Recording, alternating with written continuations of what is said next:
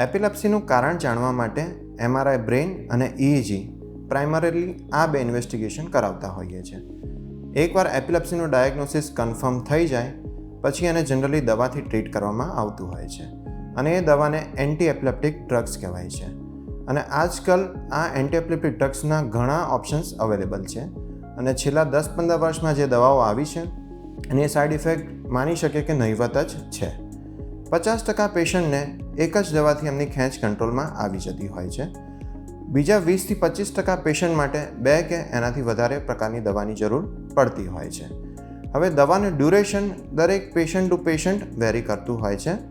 ઘણા પેશન્ટને 6 મહિનામાં દવા બંધ કરી દેવી પડતી હોય છે, તો ઘણા પેશન્ટને 3 થી 4 વર્ષ દવા ચાલતી હોય છે, તો ઘણા પેશન્ટને જીવનભર દવા ચાલતી હોય છે.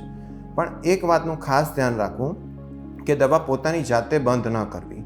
એવા કેસમાં પોસિબલ છે કે તમારી એપિલેપ્સી અનકન્ટ્રોલ થઈ જાય અને જે દવા પહેલાં અસરકારક હતી એ પણ કામ ન આપે. તો આવા કેસમાં હંમેશા તમારે તમારા ડૉક્ટરનો સંપર્ક કરવો જોઈએ. હવે 15-20% પેશન્ટ એવા હોય છે કે જેમાં બધી દવા આપ્યા છતાં બી ખેંચ કંટ્રોલમાં નથી આવતી હોતી. તો આવા પેશન્ટ માટે એપિલેપ્સી સર્જરી એક ઓપ્શન બને છે. એપિલેપ્સી સર્જરી કરતાં પહેલાં એ જાણવું તદ્દન જરૂરી હોય છે કે મગજનો કયો ભાગ ડેમેજ છે અને કયા ભાગમાંથી ખેંચનો જન્મ થઈ રહ્યો છે.